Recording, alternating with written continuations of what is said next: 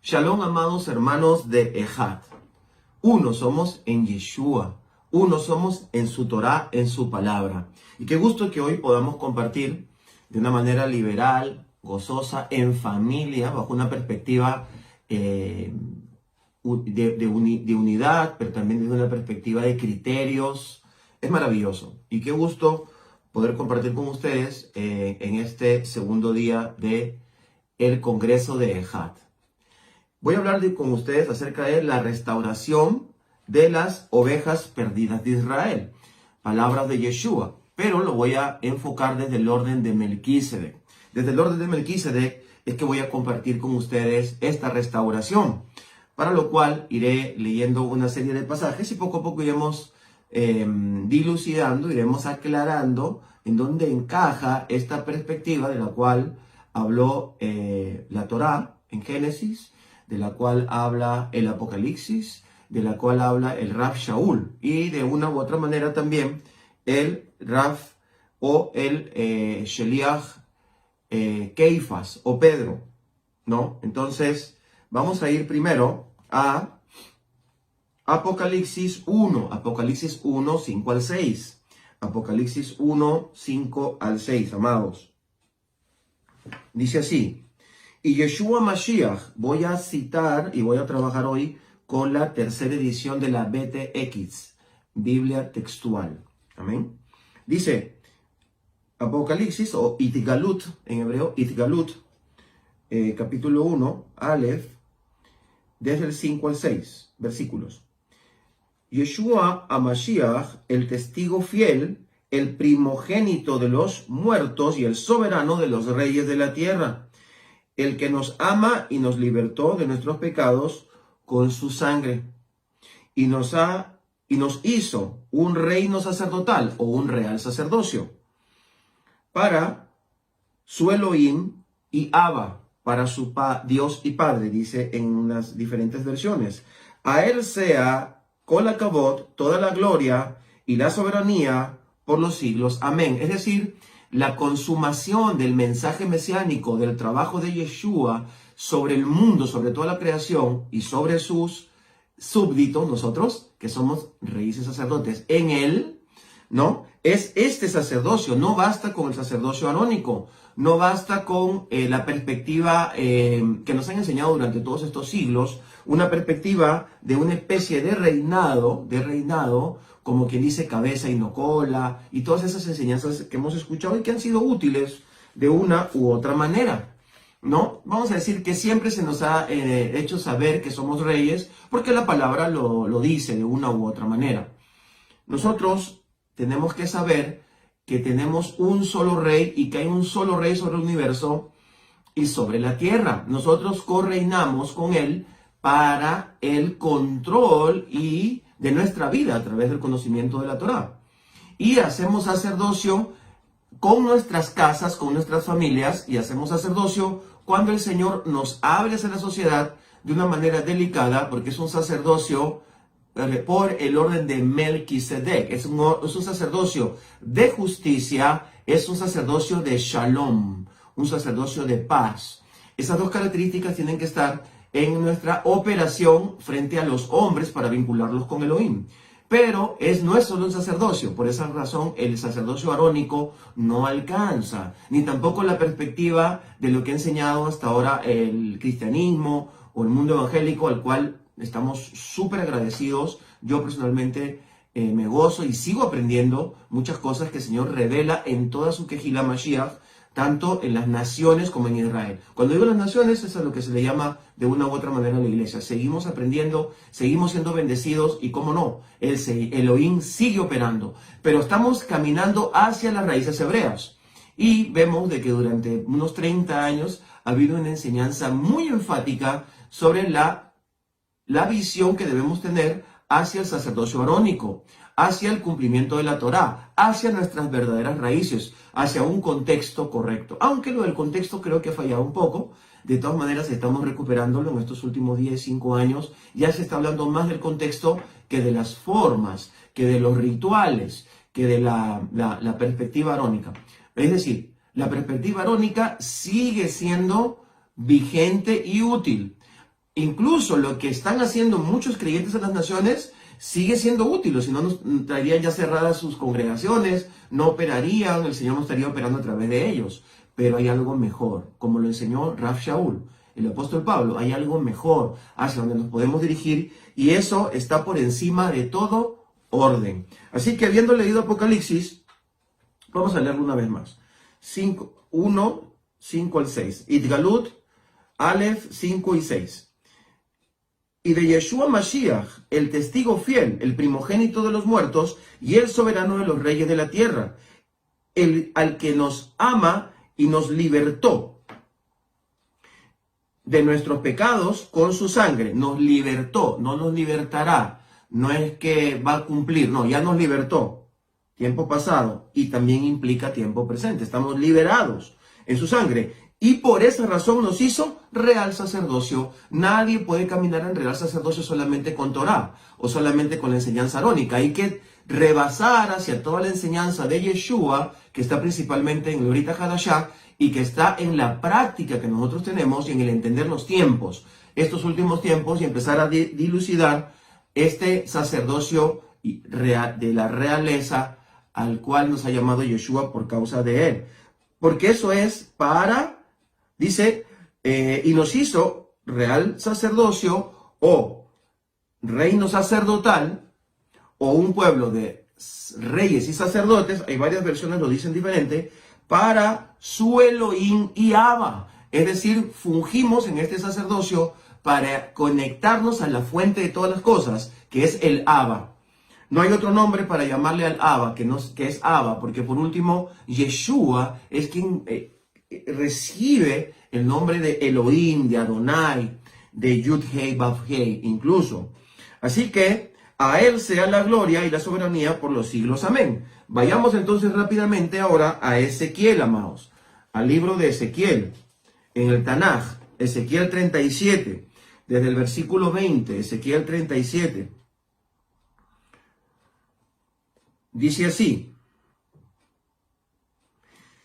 y los palos sobre los que escribas, o las ramas sobre las que escribas, en una traducción también correcta en hebreo, estarán en tu mano, delante de tus ojos. Le está hablando el Ruach, le está hablando Elohim a Yehezquiel, al profeta Ezequiel, le está hablando.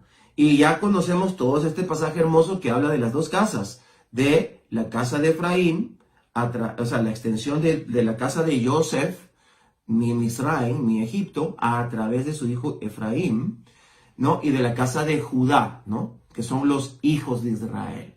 Y los otros son la casa de Israel, que es el reino del norte con Efraín. Ya eso lo conocemos bastante bien.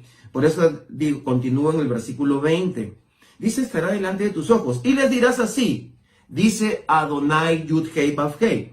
He aquí yo tomo a los hijos de Israel de entre las naciones a donde fueron, y los recogeré de todas partes, y los traeré a su propia tierra, es decir, a la tierra que fluye leche y miel, donde su servidor vive, en Jerusalén, Galilea, Samaria, desierto del Negev, y todo esto que el Señor nos ha dado. Y luego esa extensión de tierra crecerá desde el río Nilo hasta el Éufrates, ¿no?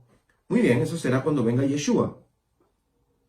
Versículo 22, y haré de ellos una nación en la tierra, en los montes de Israel, y un rey será a todos ellos por rey, y nunca más serán dos naciones, ni nunca más serán divididos en dos reinos, ni se contaminarán más a sí mismos con sus ídolos, con sus abominaciones y con todas sus rebeliones, y los salvaré de todas las rebeliones con las cuales pecaron, y los limpiaré y me serán por pueblo, y yo a ellos por Elohim.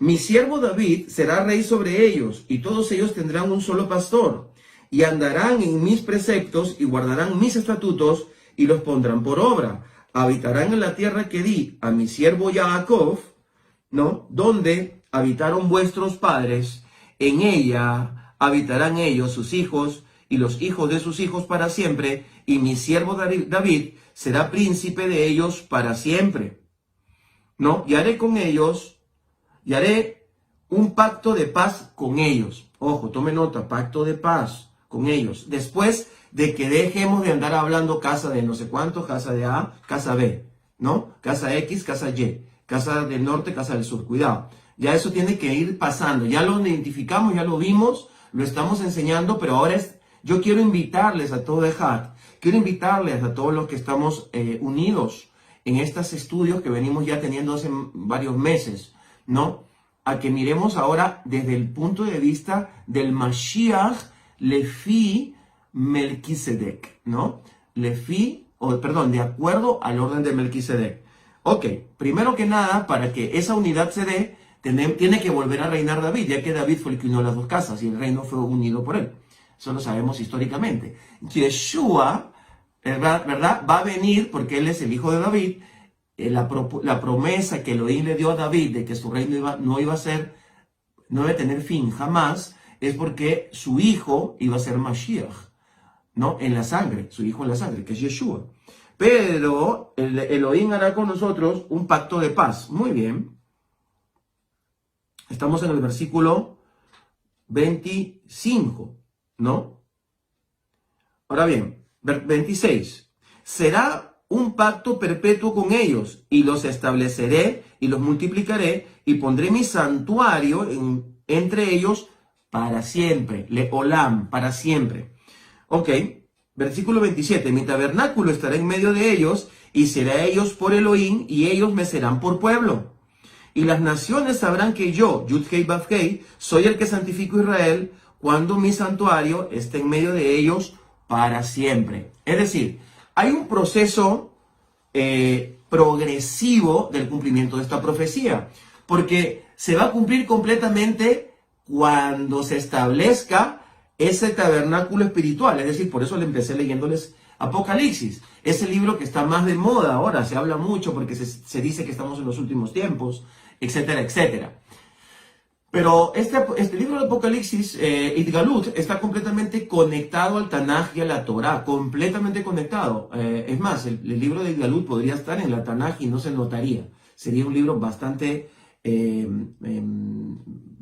hebreo, con enseñanzas bastante, aunque son escatológicas, son enseñanzas que tienen mucho que ver con lo que se enseña la mística del pueblo hebreo. Eso por los términos que se usan. Pero quiero que tome nota de esto. Tome nota, por favor, si no ha traído usted todavía un anotador, un iPad o una tablet o un cuaderno, anote. Tiene que entender usted que el reino, según el orden de Melquisedec, tiene que ver con la descendencia de David, con la manera en que David ha sido presentado al pueblo de Israel y la manera en que Elohim lo ha usado a él, para que a través de él venga Shiloh, ¿no es cierto? Génesis 49, tome nota ahí, luego lea. Génesis 49. Shiloh es mi Yehudá, de la tribu de Judá, es decir, de la descendencia de David. ¿Ok? Pero el primogénito no es Judá, es Efraín, ¿no? Porque el primogénito es Yosef. ¿Ok? Aunque Judá entrega parte de ese cumplimiento, entregando el cuerpo de Mashiach, cuidando la descendencia, ¿no? Eso es algo poderoso y de mucha honra. Pero el mensaje es efraimita. La entrega del mensaje a las naciones es Lefi, de acuerdo a la mente efraimita, que es una mente abierta, una mente que no tiene barreras, una mente que se equivocó, una mente que hizo lo que quiso, pero que estaba sellado con la primogenitura. Muy bien, pero ¿cómo va a ser efectivo así? Si Efraín hace lo que le da la gana. Efraín viene de Egipto hacia Israel ahora, que vendrían a ser todos los creyentes de las naciones viniendo así. Yo sé que Ejat está adelante, pues va como adelante, ¿verdad? Ejat va adelante de la tropa, de todas esas tribus que están regresando a la tierra de Israel. Yo lo sé y lo entiendo, pero yo personalmente no desconozco los que vienen detrás. Ahí están y son tan pueblo como nosotros que estamos en Ejat. Son tan pueblo como nosotros que ya estamos metidos aquí en la tierra prometida, trabajando hace años con todo lo que son las raíces hebreas. Todos somos pueblos y no estaríamos despreciando el poder de la sangre del Mashiach. ¿Ok? Entonces Abraham está viniendo para que esa conexión se dé completamente entre el caminar desde Egipto de Efraín hacia la tierra prometida, que simbólicamente significaría volver a la Torah, volver al Tanaj, volver a un contexto correcto, ese caminar que también es físico, también están viniendo físicamente, y aquí estamos uniéndonos las dos casas según los dos palos que está hablando Ezequiel, Elohim le está diciendo, tú profetiza sobre ellos, tú háblales y tú diles que sean uno y lo serán sobre el rey David. Melech David, príncipe del pueblo de Israel. ¿Por qué es príncipe? Porque está hablando del principado de Yeshua para estos últimos tiempos, que se está empezando a consolidar. Muy bien, entonces todo esto está operando paulatinamente, es un proceso, por eso vemos muchos destellos del orden de Melquisedec. Vemos que la casa de Efraín o las naciones, como acaba de decir, todas las naciones verán que en medio de ustedes está mi tabernáculo. Eso sucederá físicamente y operará, y yo creo que será dentro de lo que llaman la gran tribulación, o terminando ese proceso, ¿no? Pero también está sucediendo simbólicamente, ya que en nosotros, a través de nuestro acercamiento a las raíces hebreas correctamente, está tabernaculizando toda la enseñanza desde la perspectiva correcta. Entonces también están mirando las naciones y ellos también se están sumando. Hay muchos errores, hay muchas cosas que no se están haciendo bien, pero no miremos los errores. Gocémonos en el trabajo que está haciendo el Ruach. Claro, nosotros como somos como hormiguitas, somos pequeñitos, nuestra vista es limitada, miramos errores, miramos dificultades, miramos que este es peor que yo, miramos que este quiere ser mejor. No, pero si nosotros miráramos desde una perspectiva como un águila, ¿no es cierto? Como Yeshua mira las cosas, como Yud-Hei Vav-Hei, entenderíamos mucho más y tendríamos paciencia, misericordia y seríamos reyes sacerdotales de una perspectiva sadik. Eso sería la traducción al español de sadik. Melech sadik. Melquisedec, ¿no es cierto? Significa piadoso, ¿verdad? Con amor, con obras de buena voluntad. Significa, el sadik es alguien que es amante de las cosas del Señor, que lleva el mensaje con amor, con misericordia, para completar. Muy bien, entonces ya tenemos la perspectiva Ezequiel, tabernáculo, David, últimos tiempos, las dos casas juntas, según una perspectiva. Y nos está diciendo el Señor de que en Apocalipsis, de que esto es hacia donde tenemos que ir y hacia donde ciertamente vamos. Obviamente el remanente, ¿no? El remanente siempre se adelanta, deja la gloria, ¿no? Y los demás son como la cola, ¿verdad? Que hay que ir jalando, y está bien. Por eso tenemos que trabajar a tiempo y a destiempo, enseñar la palabra, enseñar las raíces, enseñar el contexto correcto, llenarnos de amor, de buenas obras, porque entonces cuando vean que el Señor está en medio de nosotros y estamos fluyendo, todos mirarán y se irán acercando paulatinamente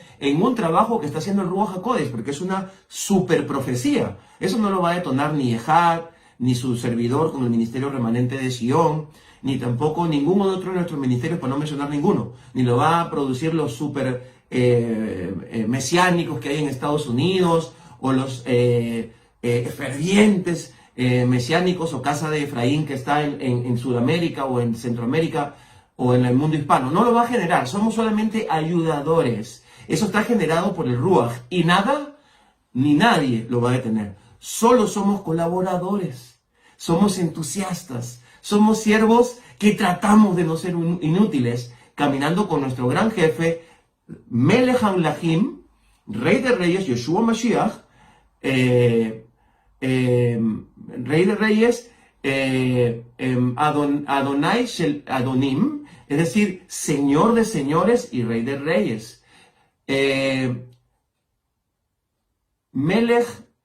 Cohen Agadol Lefi Melquisedec, gran sumo sacerdote según el orden de Melquisedec.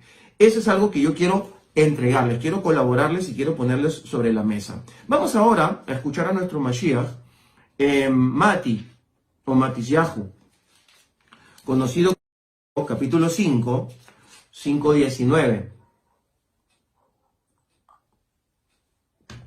5:19 dice así: por tanto, cualquiera que suprima uno solo de estos mandamientos, dice Yeshua, está hablando de la Torá, más pequeños, y así enseña a los hombres, muy pequeño será llamado en el reino de los cielos. Pero cualquiera que los practique y enseñe, este será llamado grande en el reino de los cielos. Porque os digo que si vuestra justicia no fuera mayor que la de los escribas y fariseos, que simboliza a todos los religiosos del mundo, sean evangélicos, metodistas, mesiánicos, casa de todos los religiosos que puedan haber entre nosotros, ¿verdad? Los mesiánicos, los supermesiánicos, los judíos ortodoxos, toda esa gama que siempre están los fariseos y los escribas ahí.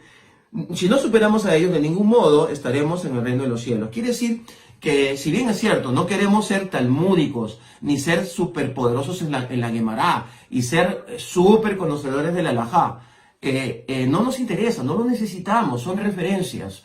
Pero sí necesitamos meternos de Génesis a Idgalut, Bereshit le Idgalut, de Génesis a Apocalipsis, meternos en Tanaj y empezar a enseñarlo desde una perspectiva hebrea, con propiedad y puro, entregar el mensaje puro de la palabra, completamente de la palabra. Es necesario porque Yeshua dice que así lo tenemos que hacer.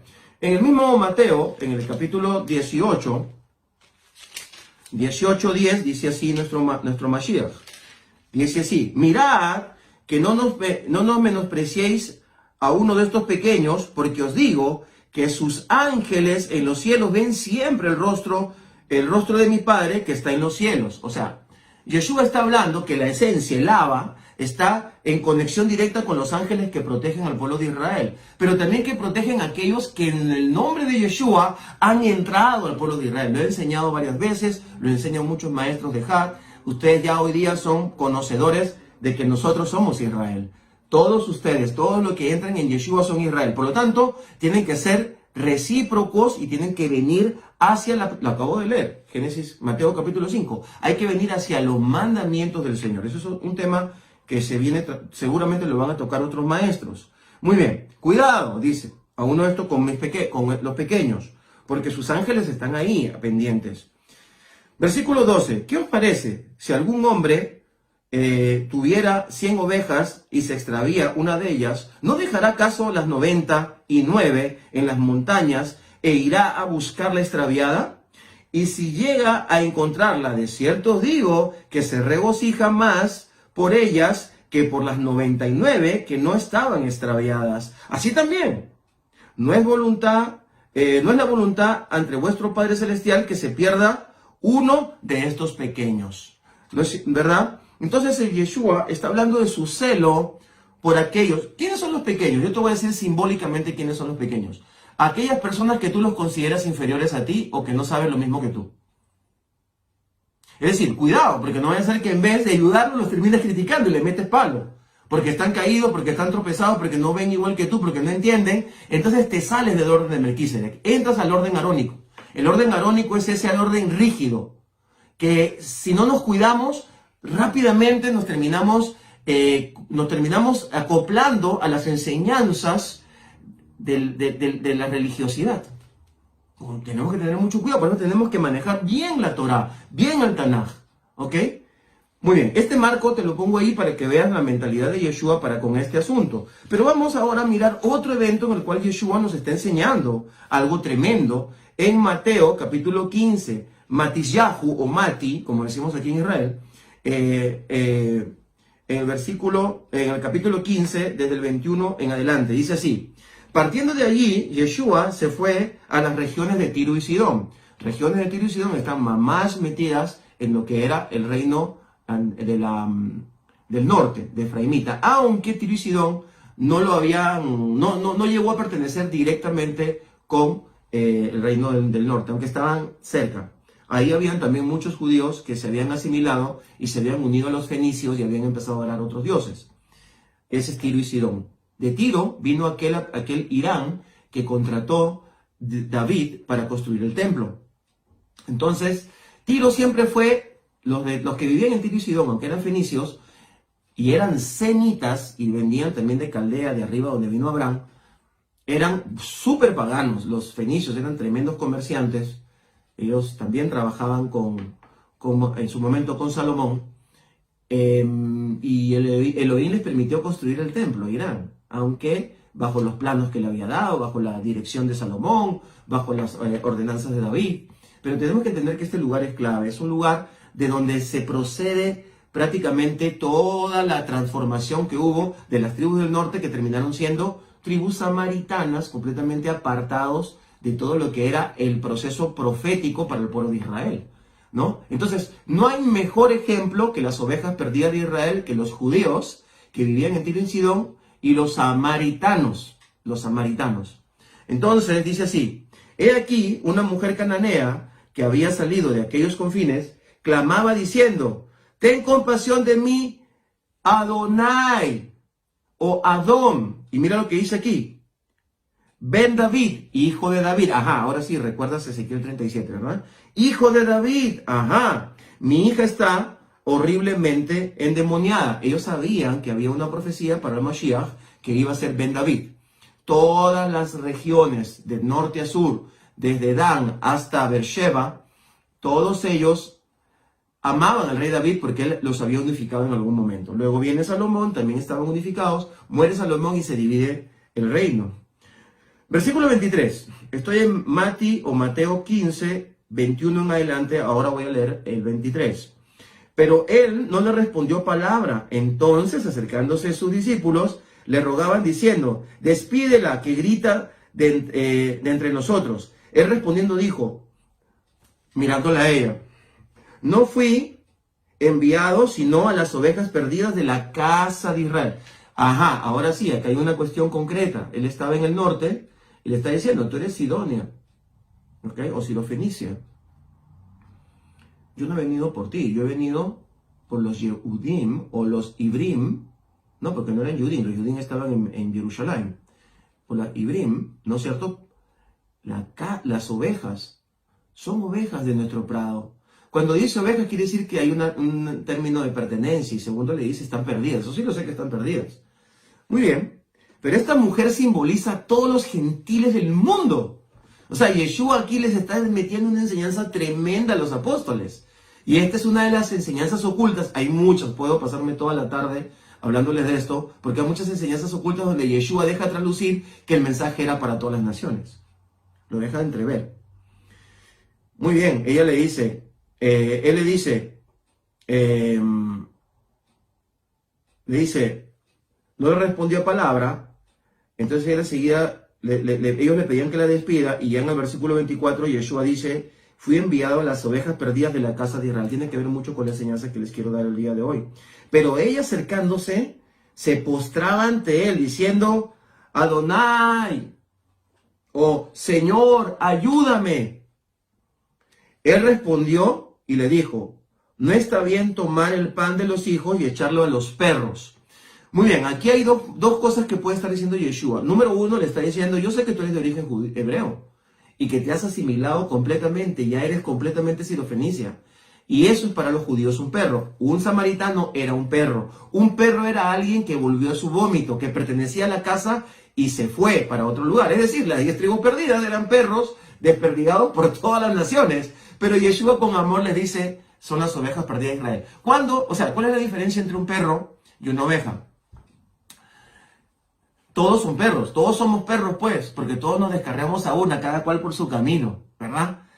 Pero ¿cuándo te conviertes en oveja? Cuando en el instante que recibes a Mashiach, a Yeshua como tu Mashiach, y te acercas a la casa de Israel y vas dejando de ser perro, ya no comes vómito, sino comes el pasto que tu pastor te da. ¿Quién es el buen pastor? Yeshua Mashiach. Esa sería la enseñanza más o menos que podría él estar dándole a entender. La estaba motivando. Pues en algunas traducciones ponen perritos, porque siempre les gusta ayudar. A los religiosos les encanta ayudar al Mashiach, les encanta ayudar al Ruach HaKodesh, etcétera, etcétera. Pero no, está dándole una enseñanza. Están hablando dos personas de esa época que entendían la historia, y él está como de alguna manera viendo hasta dónde da ella. Pero le está hablando a todo gentil. ¿Ok? Le está hablando a todo gentil. El corazón que tiene que tener. Pero ella dijo: sí, Señor, pero aún los perros comen las migajas que caen de la mesa de sus amados, de sus amos. Entonces respondió Yeshua y les dijo: oh mujer, grande es tu fe, hágase contigo como quieras. Y su hija quedó sana desde aquella hora. Este es un mensaje muy poderoso, amados hermanos. Nosotros, los que estamos en las raíces hebreas, somos como los apóstoles. Cuando una persona se acerca a Yeshua a su manera, ¿no? Le decimos, Señor, despídela. No, este es un revisionista. Este no entiende las raíces hebreas. Tenemos esa actitud, todos. Pero tenemos que aprender a dejar que Yeshua obre en la vida de la gente, que impacte su vida, que los toque. Porque todos son ovejas perdidas de Israel, ¿no? Todos son ovejas, ¿no? Como él dice aquí, yo no he venido sino a las ovejas perdidas. Todos son ovejas perdidas de la casa de Israel. ¿Por qué todos son ovejas perdidas de la casa de Israel? Porque nos enseña un Midrash, y los antiguos nos enseñan que en Sinai habían 70 naciones, que son la base prácticamente de todas las naciones del mundo. Todas las naciones tienen indirectamente un pacto con Mashiach, tienen un pacto con Elohim. Todos tienen el derecho. Elohim quiere salvar al mundo. Cuidado con las doctrinas que enseñan que la salvación solamente viene por descendencia sanguínea. Cuidado, porque justamente eso es no entender el orden de Melquisedec. Ahora vamos a leer que Melquisedec no tiene genealogía, ni fin, ni padre, ni madre, ni principio, ni fin, ni genealogía, porque es un orden que está por encima de la trascendencia genética. La trascendencia genética cumple un papel profético para los últimos tiempos, especialmente en los israelitas que saben que somos israelitas, porque tenemos el documento. Luego cumple un papel importantísimo en todos aquellos que están en las naciones y tienen la sangre hebrea y empiezan a sentirse atraídos. Pero todos nosotros tenemos que hablarle a todas las naciones, porque esa es la razón por la cual murió Yeshua. Él es sacerdote para todas las naciones. Por eso él dijo, la casa de mi padre no es una cueva de ladrones, sino es casa de oración, es decir, de tefilá o de acercamiento o de... Porque la Shejinah y la presencia de Elohim estaba en el templo. La gente no es que iba a orar nomás como ahora oramos. Dame, Señor, gracias. No, era el acercamiento para entrar en la presencia de Elohim para todas las naciones, ¿verdad? Muy bien, entonces, quiere decir aquí que hay un mensaje tremendo que debemos aprender a discernir, ¿no? Muy bien, Juan 4, se los dejo como tarea. Juan capítulo 4, Yeshua conversa con una mujer que es de origen samaritano. Y ella le dice, pero tú, ¿por qué estás hablando conmigo? Una historia muy hermosa, porque esa mujer samaritana pues simboliza a las ovejas perdidas de la casa de Israel. Era además de samaritana, y obviamente tenía la sangre de las tribus que se perdieron, ¿no? También era completamente anti-hebrea, lo cual simboliza a todos los creyentes que pueden haber tenido algún tipo de influencia antisemita, o anti-israelí, o anti-sionista.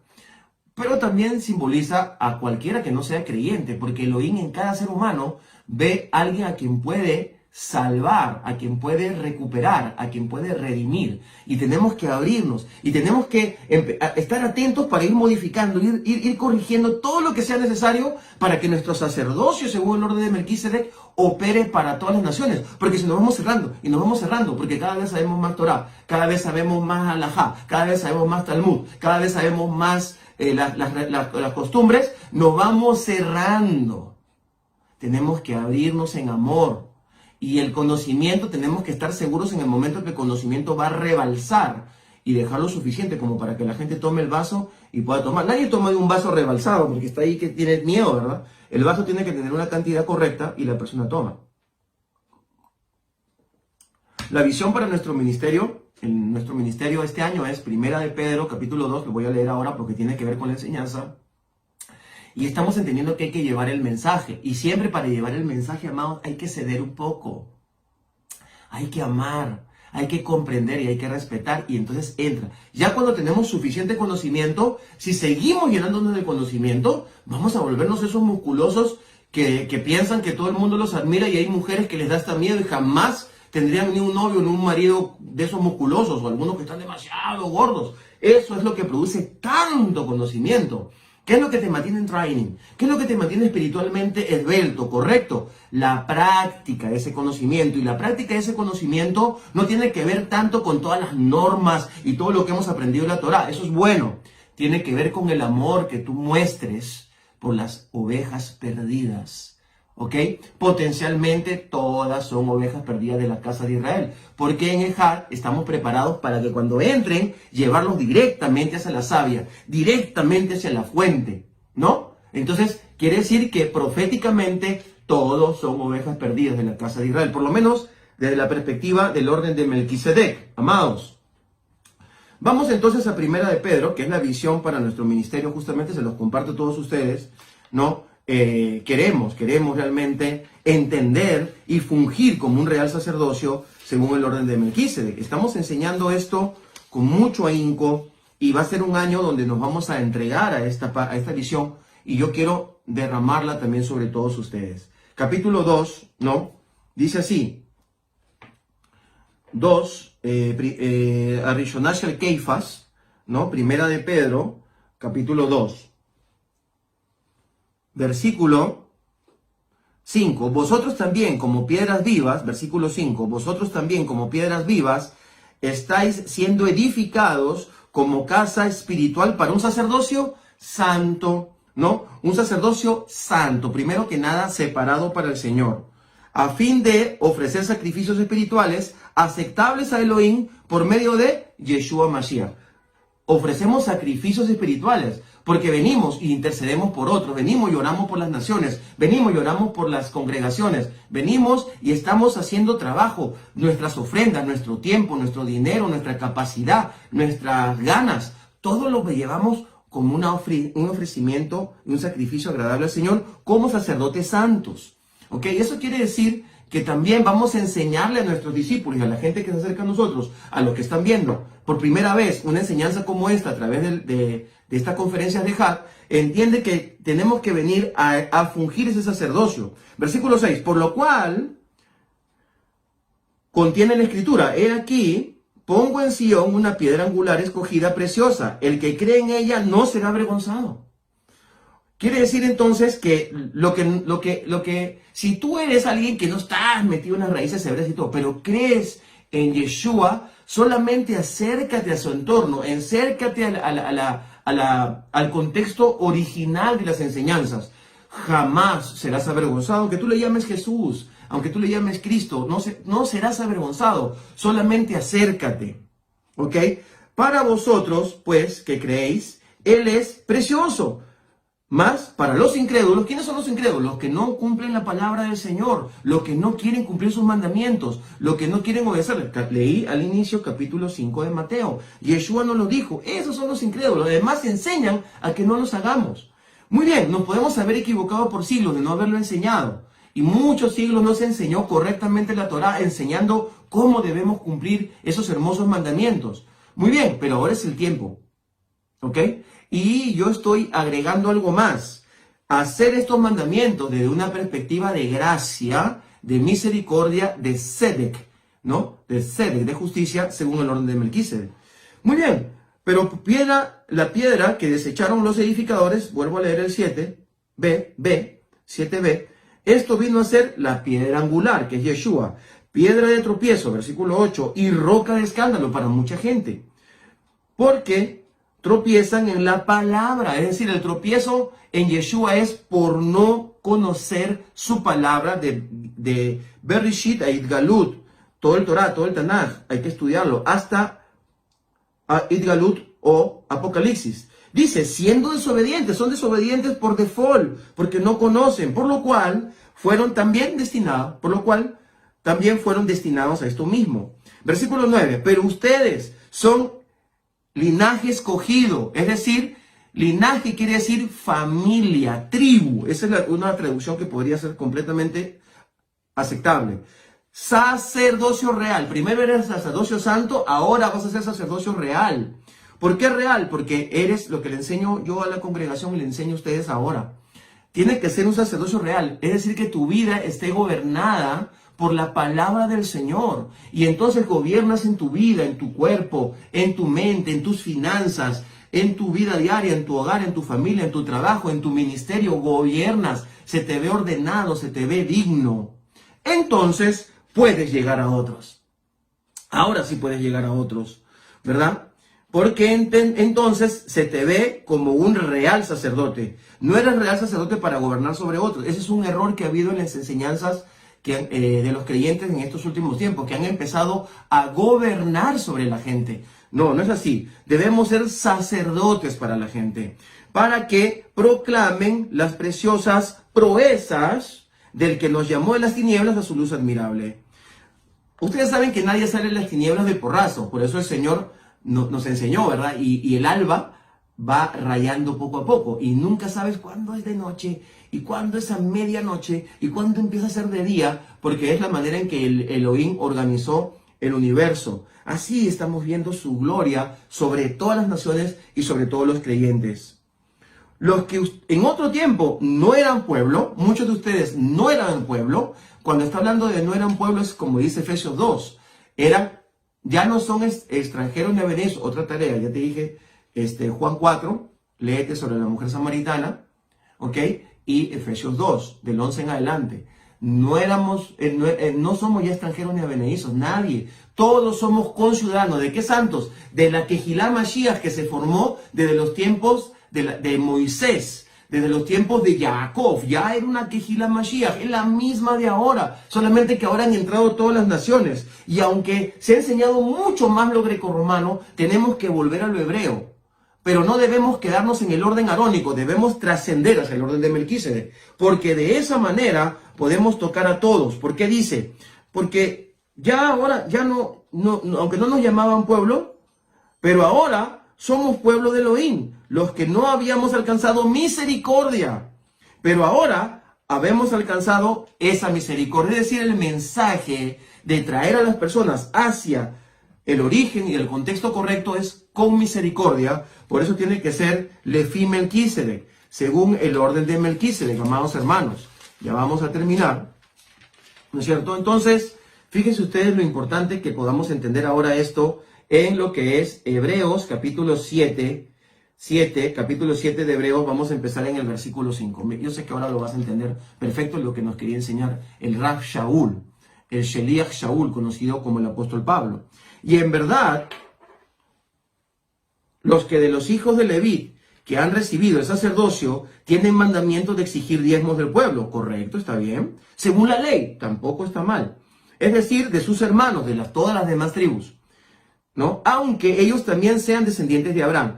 Pero el que no descendía de ellos recibió diezmos de Abraham y bendijo al que tenía las promesas. Entonces, si tú te vas al capítulo 14 de Génesis, de 18 en adelante, vas a poder entender de qué está hablando Pablo. Porque Abraham le entregó diezmos a Melquisedec. ¿Ok? Y entonces él está diciendo, pero el que no descendía de ellos, es decir, Abraham, recibió diezmos de Abraham. Perdón, es decir, Melquisedec recibió diezmos de Abraham y bendijo al que tenía las promesas. Todas las promesas son en Abraham. Y en Abraham son según el orden de Melquisedec. Porque cuando Melquisedec le da pan y vino a Abraham, lo ordena según el orden de Melquisedec.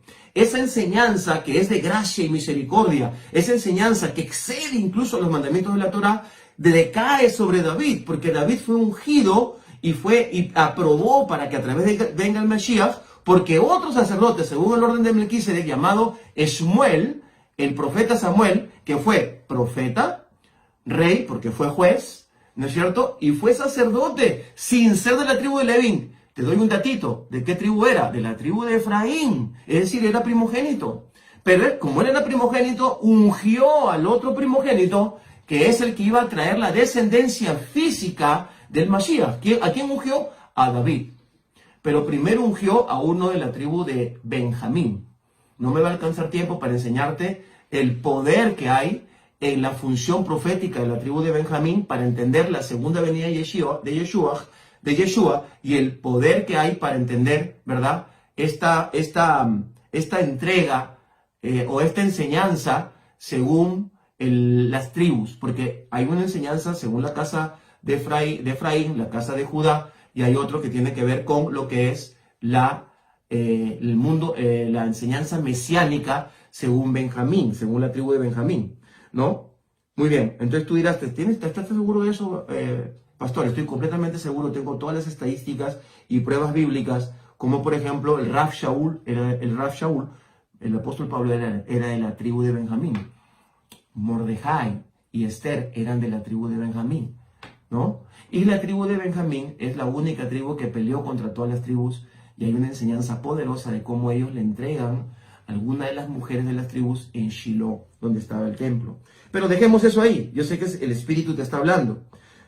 Muy bien, ahora bien, versículo 7, estoy en capítulo 7 de Hebreos, versículo 7, y fuera de toda controversia, el menor es bendecido por el mayor, y aquí ciertamente reciben los diezmos hombres mortales, pero allí uno de quien será testimonio de que vive, y por decirlo así, por medio de Abraham, diezmó también Leví, entienda eso, es decir, el orden levítico, el orden arónico, ¿quién recibe los diezmos? Porque aún estaba en los lomos del Padre cuando Melquisedec salió a su encuentro. Por tanto, si en verdad la perfección era por medio del sacerdocio levítico, porque bajo él recibió el pueblo la ley, ¿qué necesidad habría de levantar otro sacerdote según el orden de Melquisedec y que no fuera llamado según el orden de Aarón? Versículo 12, porque cambiado el sacerdocio necesariamente ocurre también un cambio de ley, porque aquel acerca del cual se dicen estas cosas es de otra tribu, de la cual nadie sirvió en el altar, o sea, la tribu de Judá, porque está hablando de Melquisedec, porque es evidente que nuestro Señor surgió de la tribu de Judá, sobre la cual nada habló Moisés acerca de sacerdotes.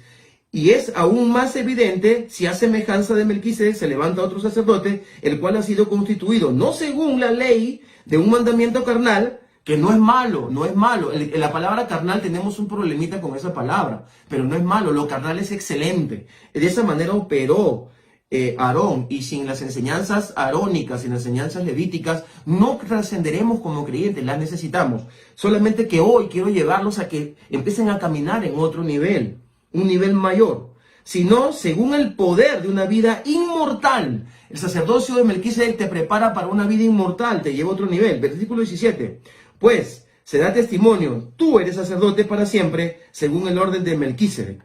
Muy bien, quiere decir, amados, de que en Yeshua no tenemos que volver al orden levítico para quedarnos ahí, sino es parte de la enseñanza. El sacerdote levita verdadero era Yohanan Amadvil, Juan el Bautista, y él ordena a Yeshua al llevarlo a las aguas, y entonces se consolida el reinado y sacerdocio en Yeshua para que él pueda operar y fungir también sobre todas las tribus de Israel. Pero al momento que él toma eso, termina ese trabajo, ¿verdad? Que fue para recuperar un remanente, y sale su mensaje a las naciones según el orden de Melquisedec. Según el orden de Melquisedec, por esa razón es que llega en misericordia y gracia, a pesar de todo lo de madres que han hecho muchos creyentes a lo largo de la historia. Pero ahora tiene que volver hacia su fuente, ¿no es cierto? Para que David, en Yeshua, vuelva a reinar sobre toda la casa y sobre todas las ovejas perdidas de Israel. ¿Por qué es casa? Porque en la casa sí pueden haber, están todos los que son invitados, todos los que son sirvientes, todos los que se acercaron o se casaron con alguien de la casa y forman parte de la casa. No tienen que ser linaje, sino que se vuelven linaje escogido y forman parte de esa nación santa a través de la sangre de Yeshua. Eso nos va a ayudar a poder entregar el mensaje con muchísima más facilidad, con muchísimo más amor y entrega, porque realmente eso es lo que necesitamos en este tiempo. Hay mucho más que hablar sobre el orden de Melquisedec. Si usted quiere escuchar más sobre este tema, yo lo estaré haciendo. Coordinaré con el pastor David, y por ahí está el Roé David, ¿verdad? Como realmente le decimos. Y estaremos, o también los organizadores de EHAD. Yo ya estoy bastante involucrado en EHAD, colaborando ya hace buen tiempo en todos los aspectos. Y estaré a lo mejor entregando un poco más sobre este asunto. En el orden de Melquisedec hay mucho que decir, está muy claro el encuadre profético para que podamos fluir de la mejor manera en el orden arónico, en el orden levítico, que es totalmente saludable para nuestras vidas, sobre todo en un tiempo de tanto desorden y de tantas doctrinas falsas. Amados, los bendigo en el glorioso nombre de Yeshua HaMashiach. Él ilumine tu mente, tomes estos versículos, estés estudiándolos y crezcas en lo que hemos compartido el día de hoy. Bienvenido, si eres nuevo y por primera vez escuchas, bienvenido a las ovejas perdidas de la casa de Israel. Shalom Ubraham.